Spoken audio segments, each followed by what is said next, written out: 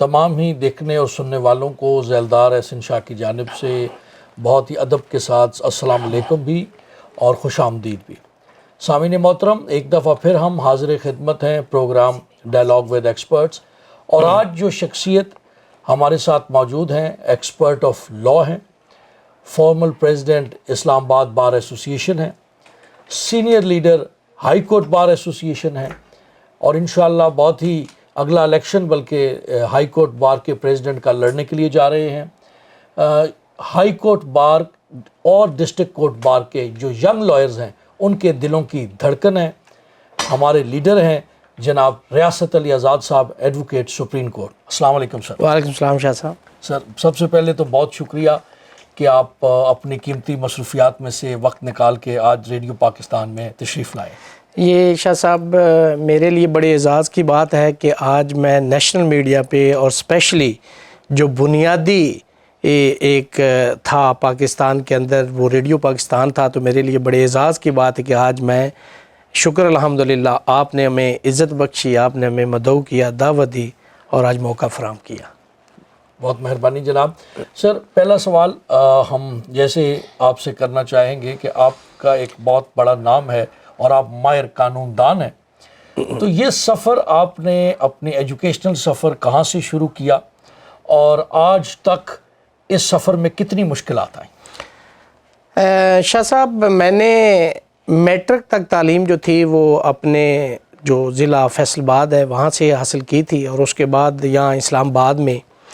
89 میں میٹرک کرنے کے بعد یہاں آیا، اور یہاں پہ پوسٹ گریجویٹ کالج ہے چیٹ اسلام آباد جو ہے، وہاں سے میں نے ایف اے کیا تھا، پھر بی اے کیا، اور اس کے بعد میں نے ایل ایل بی جو ہے وہ Punjab law college 6 road Rawal Pindi وہاں سے کیا، جو کہ پنجاب یونیورسٹی لاہور سے ایفلیٹڈ تھا، تو لاء میں نے وہاں سے کیا۔ سر جو فیلڈ آف لاء ہے کنسیڈر کیا جاتا ہے it's a very very difficult subject, اور اس میں ایکسل کرنے میں ڈیفینیٹلی ایک ماہر قانون دان بننے میں ایک بڑا پورٹ فولیو ہولڈ کرنے میں کافی مشکل محنت درکار ہے۔ میں جاننا چاہوں گا کہ بے شمار ینگ لائرز ہیں جو اس فیلڈ میں آتے ہیں، تو ان کے لیے کیا ٹپس ہیں؟ ایک اچھا قانون دان یا ایک اچھا ایڈوکیٹ کیسے بنا جا سکتا ہے؟ شاہ صاحب دیکھیں، یہ ساری زندگی کی جد و جہد کا نام ہے وکالت، اور میں بینگ اسٹوڈنٹ آف لاء آج بھی میں اپنے آپ کو اس قابل، آپ نے بڑی عزت بخشی ماہر قانون دان کا، میں آج بھی اپنے آپ کو اسٹوڈنٹ سمجھتا ہوں۔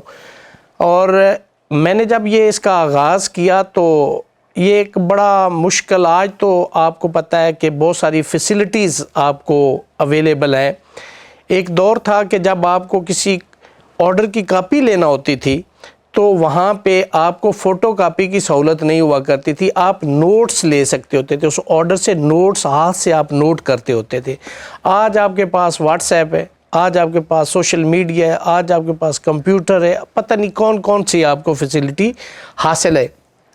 وہاں اس وقت جب ہم نے سٹارٹ کیا تو لا جو اے ایل ڈی ہوا کرتا تھا، اینول لا ڈائجسٹ، اس سے ہم ججمنٹ سرچ کرتے ہوتے اپنی پریپوزیشن کے مطابق، لیکن آج آپ دیکھیں تو آپ کو لا سائٹس اویلیبل ہے، آپ اس میں جائیں اور اپنی مرضی کی پریپوزیشن کے اوپر آپ لا بھی فائنڈ آؤٹ کر سکتے ہیں، بہت آسانی سے آپ کو مل جاتا ہے۔ بالکل درست فرمایا۔ اور یہ ایک جدوجہد کا نام ہے جس کے اندر ریگولیرٹی، پنکچویلٹی اور مسلسل اس کو جو سٹڈی کرنا، اپ ڈیٹ کرنا، نالج کو، بکس کو اپ ڈیٹ کرنا، نئی امینڈمنٹ سے اپنے آپ کو آپ نے اپ ڈیٹ کرنا ہے، تو میں سمجھتا ہوں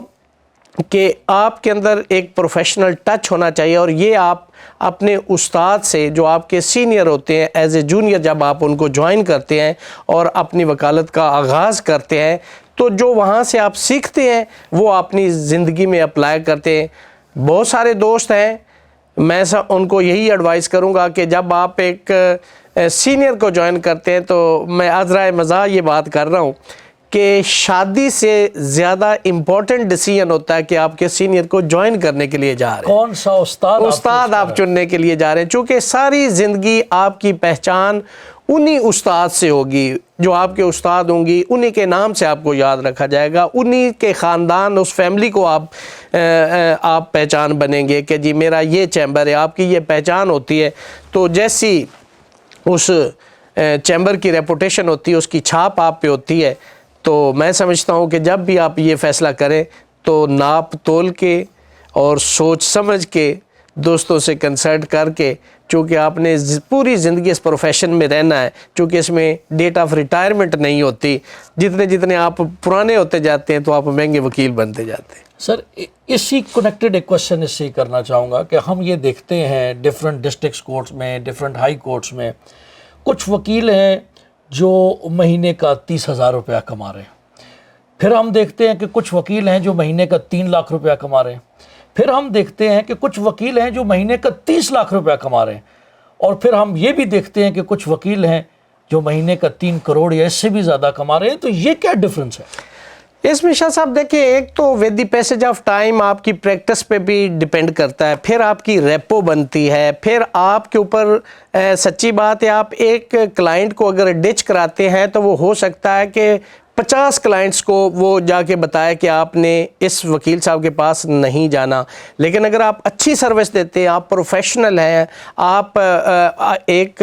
محنت، ایمانداری اور نیک نیتی سے اپنی عقل اور فہم کے مطابق محنت کر کے اس کا کیس لڑتے ہیں، تو میں کہتا ہوں کہ اگر آپ وہ کیس لوز بھی کر جائے تو وہ کلائنٹ آپ کا 50 کلائنٹس کو بتائے گا کہ ہی از اے تھارو پروفیشنل، ہی از اپ رائٹ، ہی از آنیسٹ پرسن، اس کے پاس جائیں، اس کو اپنا وکیل کریں۔ تو میرا خیال ہے کہ with the passage of time تھوڑا سا جب آپ پریکٹس میں اولڈ ہوتے جاتے ہیں تو آپ کی ایک ریپو بنتی جاتی ہے، پھر اسی حساب سے آپ کا جتنے بیزی لائر ہیں اس حساب سے آپ کی فیس کا ریشو بھی ہوتا ہے۔ اور ڈسپلن بھی آپ سمجھتے ہیں کہ اس میں ایک اہم کردار ادا کرتا ہے، کیونکہ آپ نے صبح اٹھنا ہے، پھر آپ نے کیسز میں پریزنٹ ہونا ہے، پھر آپ نے کیسز کی تیاری کرنی ہے۔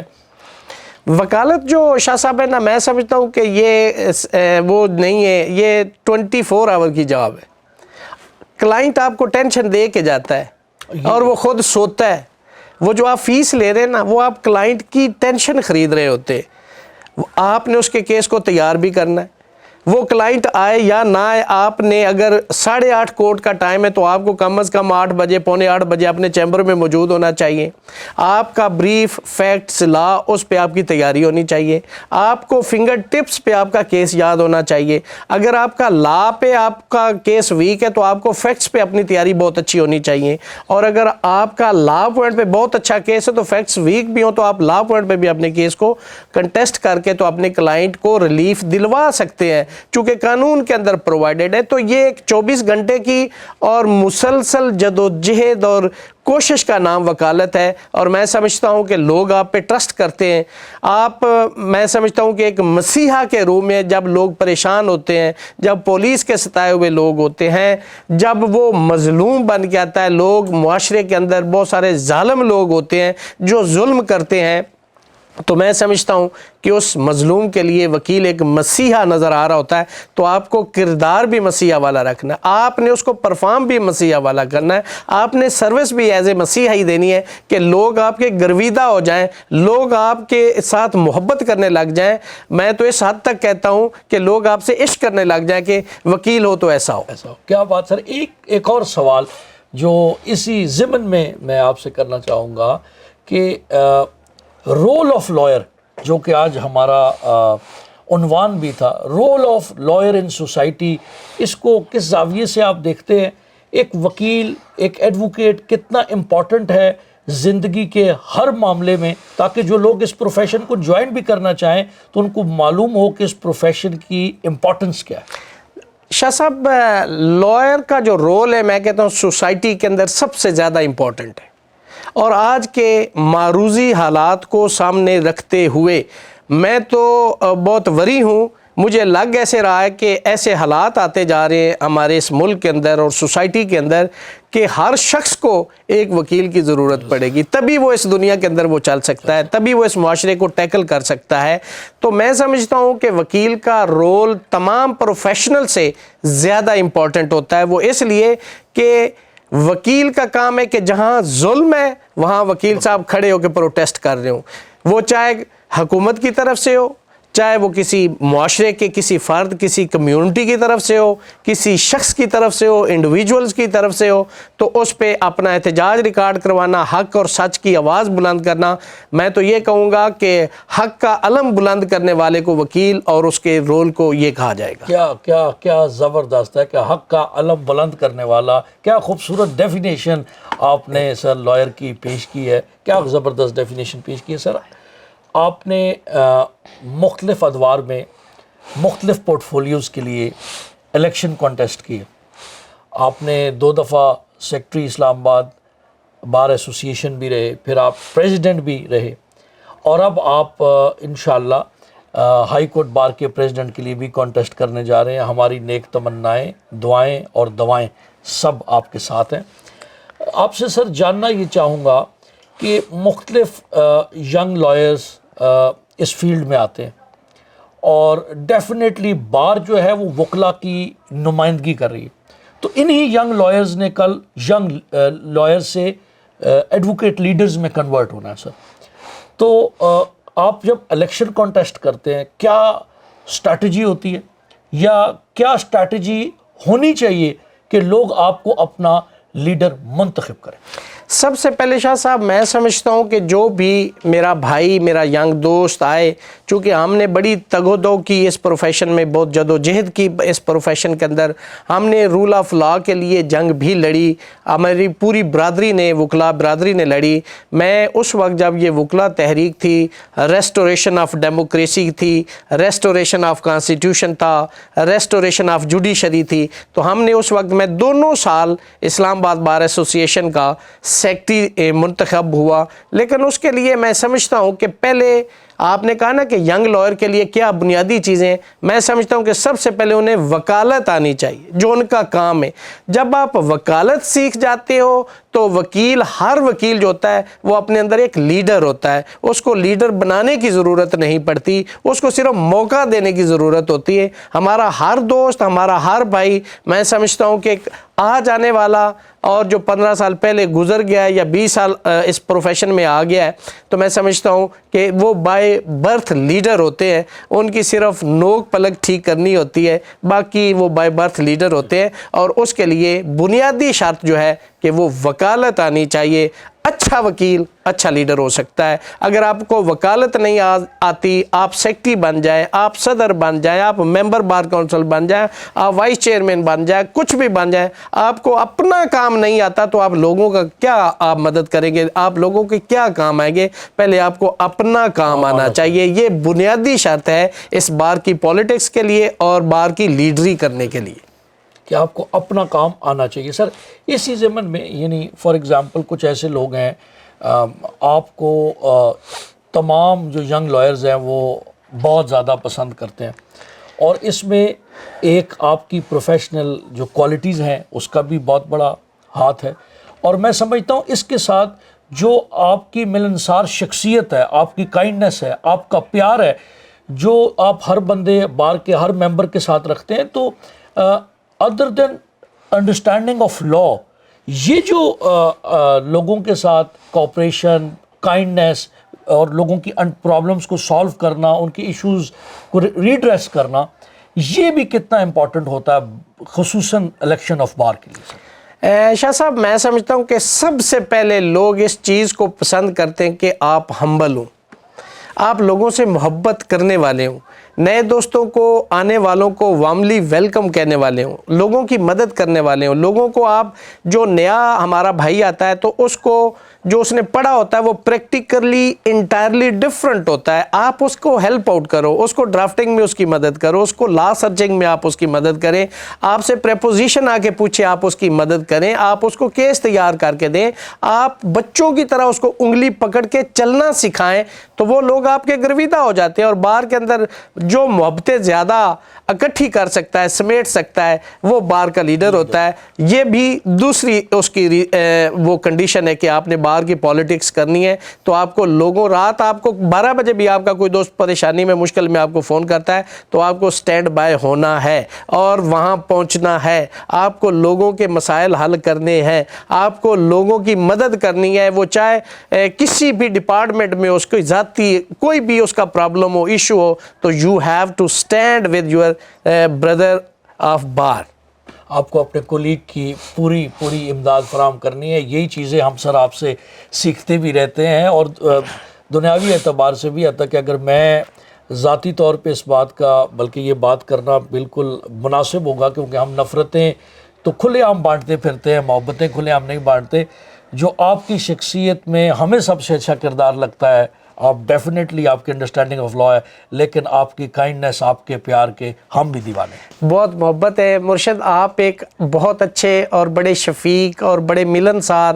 اور سچی بات ہے شاید میرا آپ سے انٹریکشن ہونے کی ریزن بھی یہ ہو کہ میں آپ کی ذاتی طور پہ بڑا متاثر، اور آپ کی شخصیت بھی متاثر کن ہے، اور آپ سے محبت کرتے ہیں اور آپ کو مرشد کہتے ہیں، اور آپ کو پتہ ہے میں نے کبھی آپ کو شاہ صاحب بھی نہیں کہا، میں ہمیشہ آپ کو مرشد کر کے بلاتا ہوں۔ تو بات یہ ہے کہ یہاں پہ وقت اتنا فاسٹ ہو گیا مرشد کہ یہاں پہ میں سمجھتا ہوں کہ محبت کرنے کے لیے بھی ٹائم نہیں ملتا، تو لوگ دشمنیاں، مخالفتیں، پیپوگنڈا اور لوگوں کے بلیم گیم اور پتہ نہیں کریکٹر اسیسینیشن، اس کے لیے پتہ نہیں کہاں سے ٹائم نکال لیتے ہیں۔ ہمیں تو سچی بات ہے کیسز کے ساتھ فرصت نہیں ہوتی، پالیٹکس ہے اس میں بھی ٹائم دینا ہوتا ہے، آپ کو دوستوں کی خوشی غمی میں جانا ہوتا ہے۔ پورے پاکستان میں جہاں خوشی غمی ہو، ہماری وکلاء برادری کے اندر میں کہتا ہوں سب سے زیادہ محبت، اور یہ جو میں سمجھتا ہوں کہ سولیڈیرٹی والا پرنسپل ہے کہ پاکستان میں کسی جگہ پہ بھی ہمارے کالے کوٹ والا اس تکلیف میں ہو تو ہم سارے کالے کوٹ والے تکلیف میں ہوتے، اس کی تکلیف کو اپنی تکلیف سمجھتے ہیں، اور جب تک وہ چین کی نیند نہیں سوتا تو ہمیں چین نہیں آتا۔ یہ بات آپ کی درست ہے، بلکہ ہم جب مختلف پروفیشن کے لوگوں کے ساتھ بات چیت کر رہے ہوتے ہیں اور ان کو یہ بتاتے ہیں کہ ہم کسی شہر میں بھی ہوں، نہ سوائے اسلام آباد، ہم لاہور ہیں، ہم کراچی ہیں، ایز این ایڈوکیٹ اگر ہمارے ساتھ کوئی مسئلہ ہو جائے اور ہماری جو سب سے پہلا کال ہم جس کو ملائیں گے وہ اس شہر کا پریزیڈنٹ بار ہوگا، اور ہمیں اس بات پر پورا یقین اور ایمان ہوتا ہے کہ پریزیڈنٹ بار اپنی ٹیم کے ساتھ ہماری مدد کو پہنچیں گے۔ تو یہی ایک اتنی بڑی فیسلٹی ہے جو میرا خیال ہے لائر کمیونٹی میں ایک اتحاد ہے، یہ ایک مثال ہے۔ سر میں جو ایک سوال آپ سے کرنا چاہوں گا وہ یہ ہے کہ آپ نے جو دور گزارا ایز پریزیڈنٹ بھی، تو اس دور میں ایک تحریک چلی روٹیشن آف ججز جس کے بانی آپ تھے، تو اس پر تھوڑی روشنی ڈالیں کہ وہ کیا پس منظر تھا اور اس میں اب کیا بہتری کوئی آئی ہے یا نہیں؟ بنیادی پرنسپل ہمارا جوڈیشری کے اندر ہے کہ جس جج صاحب کا ڈومیسائل جس ڈسٹرکٹ ہوتا ہے اس ڈسٹرکٹ میں اس کو تعینات ایز اے جج نہیں کیا جاتا،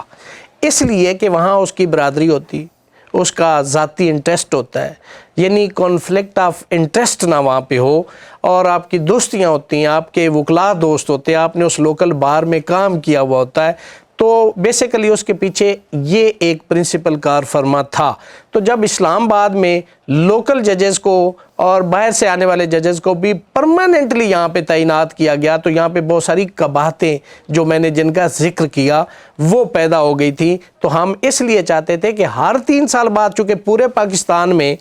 ہر جج صاحب کی پوسٹنگ دوسرے اسٹیشن پہ ہوتی ہے تو یہاں پہ بھی ہونی چاہیے۔ تو یہاں اس وقت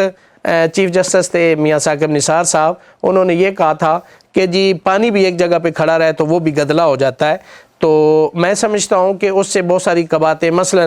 ایک وکیل صاحب کہیں اپنے کلائنٹ کے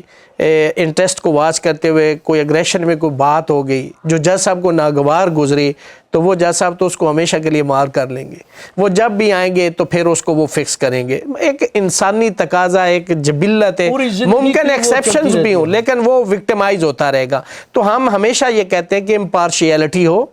چہرے دیکھ کر فیصلے نہ ہوں، لوگوں کے فائل کے اوپر جو ایویڈنس ہے اس کو دیکھ کے فیصلے کیے جائیں۔ ایک جج صاحب کی اگر آپ کو شکل پسند نہیں ہے تو یہ نہیں ہے کہ اس کی شکل کی وجہ سے اس کے کلائنٹ کو آپ وکٹمائز کر دیں۔ تو ہم نے اس لیے وہ सुप्रीम कोर्ट ऑफ पाकिस्तान में एक ओरिजिनल जुरिस्डिक्शन में कॉन्स्टिट्यूशनल पिटीशन मैंने भी यंग प्रेसिडेंट और खुर्शीद भट्ट साहब मेरे साथ सेक्रेटरी थे, हमने फाइल की और हमने उसके लिए जदोजहद की, जिसमें ऑर्डर भी हो गया था। बट अनफॉर्चुनेटली मेरा और खुर्शीद भट्ट साहब, नौशीन गुल खरल साहबा और हाफिज़ कौसर गुंदल साहब मेरे साथ जॉइंट सेक्रेटरी थे, तो हमारा टेन्योर जो था वो ख़त्म हो गया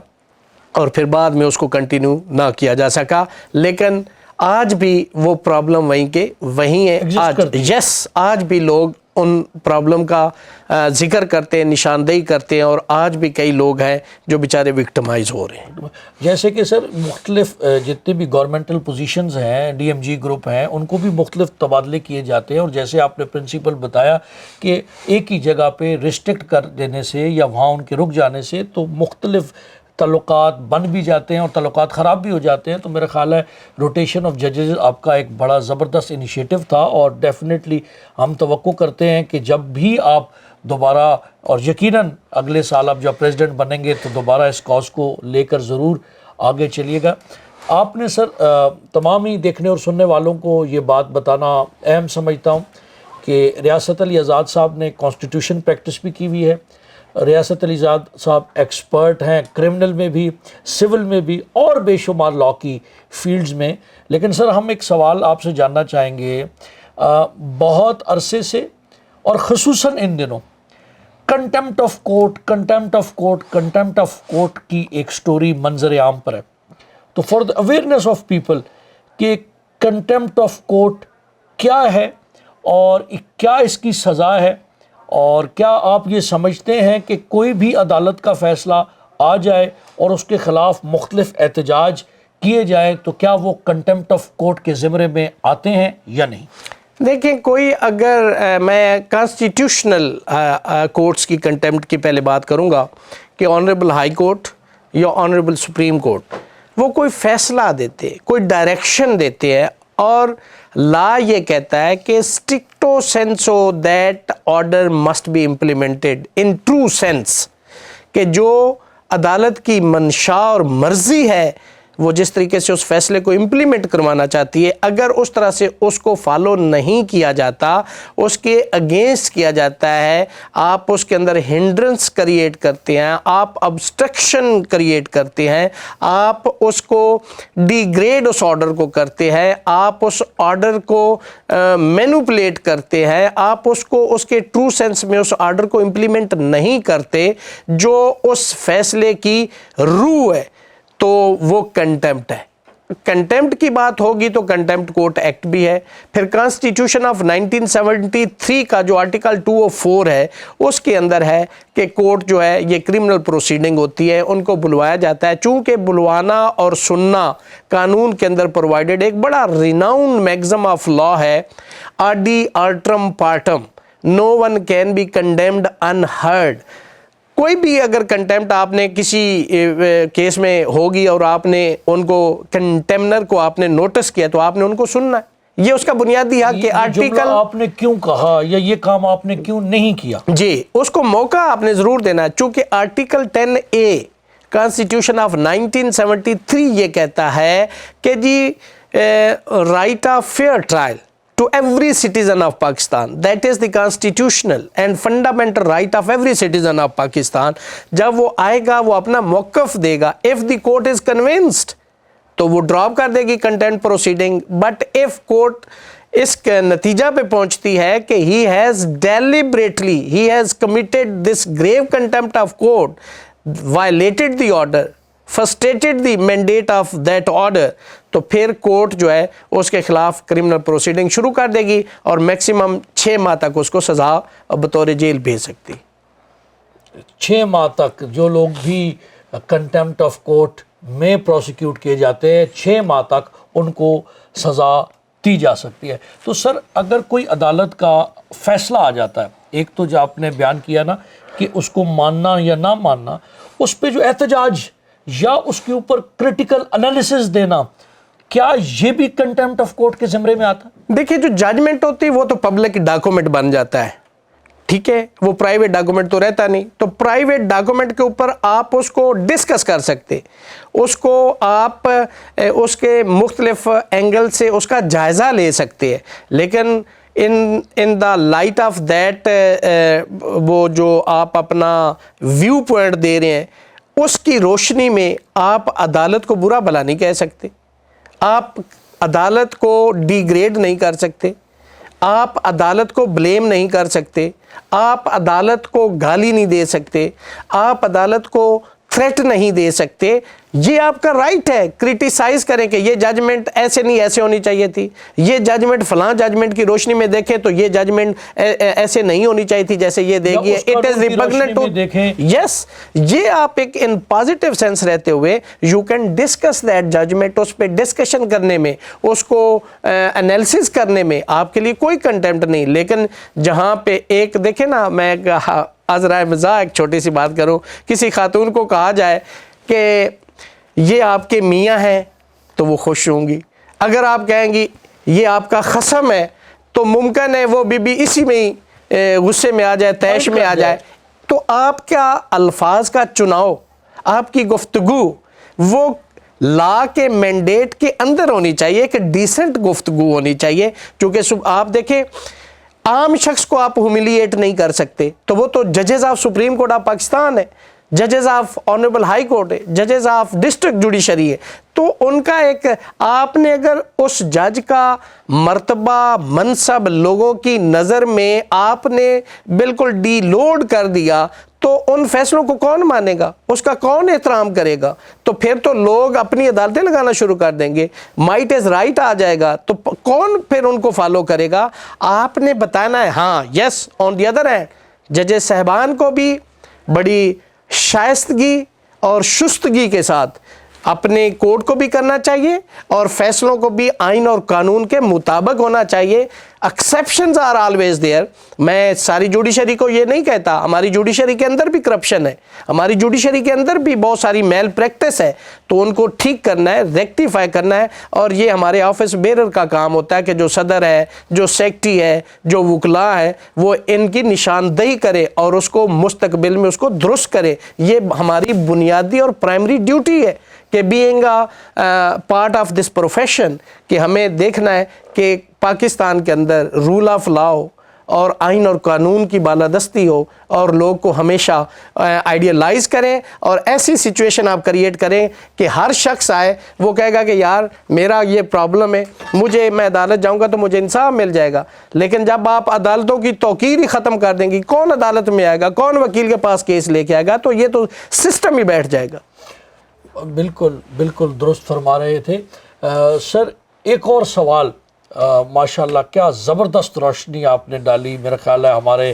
دیکھنے اور سننے والوں کو یہ کانسیپٹ کنٹیمپٹ آف کورٹ کا بہت ہی زبردست طریقے سے سمجھ آ گیا ہوگا. ایک اور سوال میں جناب کی خدمت میں پیش کرنا چاہوں گا, اور یہ بھی for the awareness of the public ہے. یہ جو ریمانڈ کا کانسیپٹ ہے سر, واٹ از ریمانڈ؟ یہ ریمانڈ کا کانسیپٹ کیا ہے؟ اور میں ایک اور سوال اس کنیکشن میں آپ سے بھی پوچھنا چاہوں گا کہ جو اس وقت ایک نیب کورٹ نے آرڈر کیا ہوا تھا عمران خان صاحب کے ریمانڈ کا, اور پھر سپریم کورٹ آف پاکستان نے ایک آرڈر جاری کر کے اس گرفتاری کو غیر قانونی قرار دے دیا, تو جو آرڈر نیب کورٹ نے کیا تھا ریمانڈ کا, آج اس کی لیگل امپورٹنس کیا ہے؟ سب سے پہلے شاہ صاحب جو سیکشن 167 سی آر پی سی ہے اس کے اندر یہ بتا دیا گیا ہے کہ فزیکل ریمانڈ ہے کیا. ریمانڈ کا مطلب ہوتا ہے کہ کوئی چیز آپ نے مجھے دی اور میں نے وہی چیز آپ کو واپس لوٹا دی. فزیکل ریمانڈ کسی انسان کو آپ نے پیش کیا اور عدالت نے 2 دن وہی بندہ آپ کو واپس لوٹا دیا, یہ پروسیس کو ریمانڈ کہتے ہیں. فزیکل ریمانڈ یعنی اس کی فزیکل کسٹڈی کا دینا, یہ 167 میں, اور بائی پیس آف میل آپ نے ریمانڈ دینا ہے جو میکسیمم 14 دن کا ہوتا ہے. 14 دن سے زیادہ نہیں ہو سکتا, وہ 4 دن 2 دن 3 دن کر کے آپ نے ریمانڈ دینا ہے. وہ بھی کیوں دینا ہے؟ چونکہ یہ انسانی آزادی, لائف اینڈ لبرٹی کا کوشچن ہے. کانسٹیٹیوشن آف 1973 کے اندر جو آرٹیکل 8 سے 28 دیے گئے وہ کانسٹیٹیوشنل اینڈ فنڈامنٹل رائٹس ہیں. آپ کسی کی ود آؤٹ اینی ریزن آپ لبرٹی کرٹیل نہیں کر سکتے. آپ جانور تو نہیں ہے کہ آپ نے بلا وجہ 1 دن کے لیے یا 2 دن کے لیے پولیس کے حوالے یا FIA کے حوالے یا نیب کے حوالے آپ نے کر دیا. کیوں کر دیا؟ آپ کو چونکہ سیکشن 61 کے اندر لکھا گیا CRPC کے اندر کہ آپ 24 گھنٹے سے زیادہ کسی شخص کو بھی with out registration of FIR اپنے پاس نہیں رکھ سکتے. وہ 24 گھنٹے کا ٹائم ختم ہوگا تو you have to produce that person before the علاقہ جوڈیشل میجسٹریٹ. پھر وہ 167 کے تحت وہ پروسیس شروع ہوگا کہ جی 2 دن مزید چاہیے یا 3 دن. کس پرپز کے لیے؟ کوئی چیز آپ نے ریکور کرنی اس سے آپ کوئی ایویڈنس ہے, کوئی ڈاکومنٹ اس کی کسٹڈی میں ہے, کوئی ویپن اس کی کسٹڈی میں ہے, کوئی ایسی چیز ہے جو آپ نے اس کے ہوتے ہوئے آپ کو وہ برآمد ہو سکتی ہے. اگر وہ جیل بھیج دیا جاتا ہے جس کو ہم جوڈیشل ریمانڈ کہتے ہیں, وہ 344 CRPC کے تحت آپ نے جیل بھیج دیا ہے تو پھر تو پاسبل نہیں ہے. پھر آپ نے ریمانڈ دینا ہے. اور پھر بڑی امپورٹنٹ بات ہے, ججمنٹ آف سپیریئر کورٹس یہ کہتی ہیں کہ آپ نے previous progress of investigating officer اس کو دیکھنا ہے کہ 24 گھنٹے آپ کے پاس تھا, 2 دن کا ریمانڈ بھی دیا آپ کے پاس, آپ نے پیچھے کیا پروگرس دی. اگر وہ پروگرس شو نہیں کرتا, وہ کہتا ہے میں تو انتظامی ڈیوٹی پہ تھا, رات کو سویا نہیں, میں تو گشت پہ تھا, دس از ناٹ این ایکسکیوز کہ آپ اس گراؤنڈ پہ اس کی لائف اور لبرٹی کو آپ کرٹیل کر دیں, تو پھر آپ نے ریمانڈ نہیں دینا. اب آ گیا عمران خان کا کیس, اس میں اس کو اریسٹ کیا گیا, پھر اس کا فزیکل ریمانڈ دے دیا گیا اسی پروسیس کے تحت. اب اس میں 2 بنیادی چیزیں, ایک تو یہ سپریم کورٹ آف پاکستان میں اس آرڈر کو اسیل کر دیا گیا کہ جو آرڈر تھا وہ وائڈ ایب ایشو ہے, بنیادی طور پہ غیر قانونی. اس کے اندر یہ انہوں نے چیلنج کیا تو سپریم کورٹ نے سمجھا کہ یہ واقعہ ایسا میٹیریل ہے تو فکس ہو گیا. اب اس میں وہاں پہ ریمانڈ کا آرڈر انٹیکٹ ہے, ریمانڈ کے دوران ضمانت بھی نہیں ہو سکتی, ضمانت دائر بھی نہیں ہو سکتی جب تک اس کو جوڈیشل نہیں کر دیا جاتا, تب تک کوئی ضمانت نہیں ہو سکتی. لیکن this case is entirely different, چونکہ supreme court of Pakistan apex court اس ملک کی, تو اس نے اس کو اپنی جورسڈکشن میں جب وہ اس کو اسیل کیا گیا سپریم کورٹ کی, تو اس کو انہوں نے سنا, پارٹیز کو نوٹس کیا, پوچھا, بتایا, تو پتہ چلا کہ وہ جو اس کی اریسٹ تھی عمران خان کی, سپریم کورٹ نے کہا کہ وہ بنیادی طور پہ اس کی اریسٹ ہی غلط ہے. ٹھیک, تو جب سپریم کورٹ سب سے بڑی عدالت ہے, جب اس نے یہ فیصلے میں ہولڈ کر دیا تو نیچے کی تمام پروسیڈنگ جو ہے وہ ویشیٹ ہو جاتی, وہ پھر ختم ہو جاتی. جب سپریم کورٹ نے کہہ دیا, اس سے بڑی تو عدالت کوئی نہیں, انہوں نے اریسٹ کوئی غلط ڈکلیئر کر دیا. اس میں بڑی امپورٹنٹ ایک ججمنٹ ہے سپریم کورٹ آف پاکستان کی, 200 case supreme court of Pakistan کا, جس میں یہ ہولڈ کر دیا گیا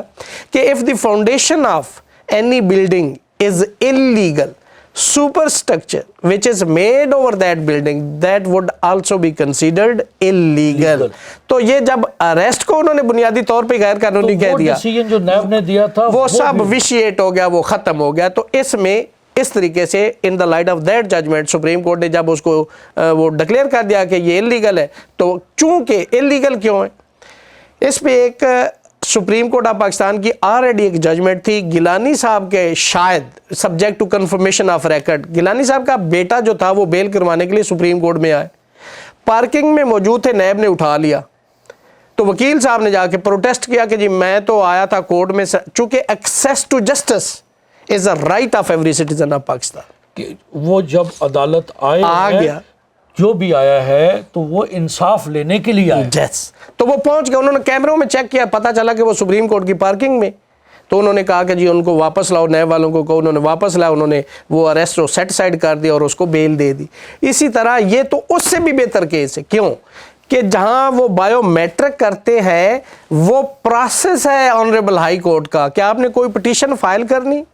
آپ نے کوئی درخواست فائل کرنی, آپ نے کوئی ضمانت دائر کرنی, آپ نے کوئی ریٹ دائر کرنی, آپ نے کوئی اپیل دائر کرنی ہے, تو وہ اپلانٹ یا وہ جو بندہ ہے جو سائل ہے اس کا انگوٹھا لگا کے ویریفائی کروانا ہے کہ یہ بندہ وہی ہے اور کوئی اس میں جال سازی نہیں. تو عمران خان تو انگوٹھے لگا رہا تھا, تو that was in process of law, تو اس کو تو یہی سمجھا جائے گا کہ he was sitting in the chamber even in the court of the chief justice of Islamabad high court. تو اگر یہ سلسلہ شروع ہو جائے تو وکیلوں کے چیمبروں سے ملزموں کو حوالدار بھی اٹھا کے لے جائے گا، تو پھر تو لوگ عدالتوں میں نہیں آئیں گے، عدالتوں پہ پھر انصاف کے لیے وہ کدھر سے آئیں؟ ان کے پاس ہیلی کاپٹر، ان کے پاس جہاز تو ہے نہیں ہے کہ وہ اوپر سے F-16 کے ذریعے جج کے چیمبر میں یا عدالت میں پہنچ جائے گا تو پھر اس کو انصاف ملے گا۔ بھائی ہمارا فرسودہ نظام ہے، اسی کے تحت بیچارے نے چل کے لک چھپ کے کورٹ تک پہنچنا ہوتا ہے، ورنہ پولیس والے باہر بیٹھے ہوتے، رات کو ناکہ لگا کے بیٹھے ہوتے تو اس کو اٹھا لیتے۔ تو جب وہ کورٹ میں پہنچ گیا ہے تو کوئی قیامت نہیں آ جانی تھی۔ اگر انٹرم بیل ہو بھی جاتی، آپ کے پاس اتنا میٹیریل تھا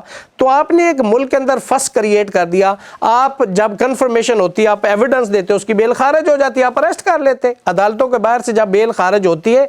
پھر بھی کورٹ روم کے اندر سے اریسٹ نہیں کر سکتے، کورٹ روم کے باہر آپ اریسٹ کر سکتے اگر عدالت بیل خارج کر دے۔ تو اس کو تو ابھی وہ ٹرانزیٹری بیل کے لیے آئے تھے، اس کو ہم ایک بڑی مشہور ججمنٹ ہے پاکستان پیپلز پارٹی کے ایک رہنما کے نام سے، وہ رپورٹڈ ججمنٹ ہے جس کا نام ہے Sharjeel Memon case. Sharjeel Memon case omni بس بیل آرڈر ہے جس میں ٹرانزیٹری بیل دی گئی تھی۔ تو ریلیف تو تمام پولیٹیکل پارٹیز کو ملے ہیں، چاہے وہ پیپلز پارٹی ہو، چاہے وہ مسلم لیگ نون ہو، چاہے وہ PTI ہو۔ آج جو حکومت میں کل وہ اپوزیشن میں ہوں گے، جو کل آج اپوزیشن میں ہو کل حکومت میں ہوں گے۔ تو سب لوگ، یہ وکٹمائزیشن ہمارے ملک کا ایک بنیادی کلچر ہے پالیٹکس کا۔ جتنا بڑا کوئی مفکر اور بڑا دانشور کے بھی بن کے بھی معاشرے میں اپنے آپ کو شو کرتا ہے نا، اندرونی طور پہ وہ پاکستانی سیاستدان ہے، جب وہ اقتدار میں آتا ہے دوسرے کی منجی ضرور ٹھوکتا ہے۔ Victimization politics. سر میں ایک اور سوال جو میں سمجھتا ہوں آج ہم بہت زیادہ کانسیپٹ عوام کے بھی کلیئر کر رہے ہیں اور بڑی ہی زبردست انداز سے موقف کو بیان کر رہے ہیں as an expert of law. Sir, constitution of Pakistan آپ کو پروٹیسٹ کا رائٹ دیتا ہے، اور آپ نے دیکھا عمران خان کی گرفتاری کے بعد پورے ملک میں پروٹیسٹ ہوئے، اور ان پروٹیسٹ کے ساتھ لوگوں کے گھر جلائے گئے، املاک جلائی گئیں۔ کیا پروٹیسٹ کا یہ طریقہ کار ہے؟ دیکھیے شاہ صاحب، پروٹیسٹ آپ کا بنیادی حق ہے، لیکن subject to restriction imposed by the law. آپ کو آزادی حاصل ہے، لیکن جہاں سے میری ناک شروع ہوتی وہاں آپ کی آزادی ختم ہو جاتی۔ آپ کو بولنے کا حق ہے، لیکن مدر پیدر آزادی نہیں ہے۔ آپ کو فریڈم آف موومنٹ کا رائٹ ہے، لیکن ہر جگہ جانے پہ آپ کا حق نہیں ہے۔ جہاں پہ لکھا ہے کہ جی یہاں پہ آپ کوئی عام آدمی داخل نہیں ہو سکتا تو سبجیکٹ ٹو پرمیشن آپ جا سکتے، ادروائز آپ نہیں جا سکتے۔ تو جو کچھ ہوا اس میں دو رائے پائی جا رہی ہیں کہ جی اس کے اندر بہت سارے لوگ ملوث ہیں۔ ایک میری ذاتی رائے میں یہ ہے کہ ادارہ ہمارے جتنے بھی ہیں، چاہے وہ پاک فوج ہو، چاہے وہ عدلیہ ہو، چاہے وہ پارلیمنٹ ہو، ہر شخص کو اس کا احترام کرنا ہے۔ ہمارے ادارے ہیں تو ہم ہیں۔ ہمیں دیکھیں، ہر ادارے کے اندر کوئی شخص غلط ہو سکتا ہے، وہ آپ کو پسند نہیں ہو سکتا، اس کی ایکٹیویٹی آپ کو پسند نہیں ہو سکتی۔ سارے بڑے نیک پرہیزگار اور حاجی ثناء اللہ نہیں ہو سکتے۔ اگر آپ کو اختلاف بھی ہے تو ایک دو سے رکھے نا، اس کے پیچھے رہ کے آپ پورے اداروں کو آپ برباد کر دیں۔ بینگ سٹیزن آف پاکستان، میں اس کے خلاف ہوں۔ ہمیں اداروں کا احترام کرنا ہے اور ہر ادارے کو بھی دوسرے ادارے کا احترام کرنا ہے۔ آپ کہتے ہو کہ میں تو مقدس گائے ہوں، دوسرا بہت بڑا چور ہے، یہ نہیں ہونا چاہیے۔ ہمارے ادارے ہیں، ہمارا ملک ہے، ہمارے یہ سارے اثاثے جات ہیں۔ ہمارے قائد نے جب اس ملک کو بنایا تھا تو ہمارے پاکستان بننے کے بعد ہمارے پاس کامن پن تک شاہ صاحب نہیں تھی، یہ درختوں کے کانٹوں سے پیپر جوڑے جاتے تھے۔ ہمارا یہ سفر تھا، آج ہم اس سفر کو بھول گئے۔ اس کے پیچھے ہمارے لاکھوں لوگوں نے جانیں قربان کی تھی، تب یہ ملک، یہ ٹوٹا سرزمین، یہ ہمیں اللہ نے عنایت فرمایا تھا۔ آج ہم اس کی بے قدری کر رہے ہیں صرف اس لیے کہ مجھے اس سے ذاتی نہ ہے، مجھے اس کا چہرہ پسند نہیں، میں اس کو وکٹمائز کرنا چاہتا ہوں، میں اس کو سبق سکھانا چاہتا ہوں۔ اس سبق سکھانے کے اندر اس پوری ملک اور قوم کی بربادی کا جو سما کیا جا رہا ہے، میں کہتا ہوں کہ ہر شہری جو پاکستان کا ہے وہ اس پہ خون کے آنسو رو رہا ہے۔ اور یہ جلاؤ گراؤ بند ہونا چاہیے، اور یہ جلاؤ گراؤ پروٹیسٹ کا کوئی نام نہیں ہے، یعنی پروٹیسٹ जलाओ गराओ का नाम नहीं है। No not at all. आप ये कतबे जो लिख के खड़े होते हैं रोड के किनारे, 10 बंदे भी खड़े हैं ना तो वो पूरी कौम का प्रोटेस्ट है। ये नहीं है कि 25 लाख ही हूं तो वो प्रोटेस्ट है। ये ज़रूरी नहीं है कि ये प्रोटेस्ट है कि मैं बिल्डिंग जला दूं, ये प्रोटेस्ट नहीं है। ये प्रोटेस्ट है कि मैं रोड पे बैठ के मैं कतबे पकड़ के बैठा हूं, मैं आप उसके ऊपर स्लोगन लिखे हुए, ये मेरा प्रोटेस्ट है, ये मुझे करना चाहिए। मुझे मेरी जायदाद जो इस मुल्क के खून पसीने के टैक्स पेयर से और लोगों ने अपने खून पसीने की कमाई से एक एक रुपया एक एक धेला लगा के इसको बनाया है, और कोई बंदा आए और अपनी जाती तस्कीन के लिए उसको जला दे या उड़ा दे, क्यों? No not at all. मैं इसके बिल्कुल खिलाफ हूँ। एहतजाज मेरा कॉन्स्टिट्यूशनल फंडामेंटल राइट है, लेकिन subject to restriction imposed by the law. एहतजाज कानून के दायरे में करना होगा। बिल्कुल दुरुस्त जनाब। सर, बड़े सीरियस क्वेश्चंस और बड़े इंपॉर्टेंट क्वेश्चंस के बाद लॉयर्स की ज़िंदगी में कानून पढ़ना, लोगों के मसाइल हैंडल करना, लोगों की परेशानियां अपने सर लेना, लोगों को उनके हकूक़ दिलाना, जजेस के साथ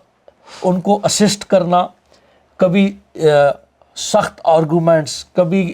थोड़ी सी सर्दी गर्मी हो जाना, इन सब चीज़ें, फिर मुसलसल नए लॉज पढ़ना, प्रेसिडेंट्स पढ़ना, सुप्रीम कोर्ट की जजमेंट्स पढ़ना, काम काम काम डिसिप्लिन। तो किस तरह आपकी हॉबीज़ क्या है और आप अपनी ज़िंदगी के में आसानी के लिए जस्ट फॉर एंजॉयमेंट क्या करते हैं? शाह साहब देखिए, मैं समझता हूँ कि जो वकला साहबान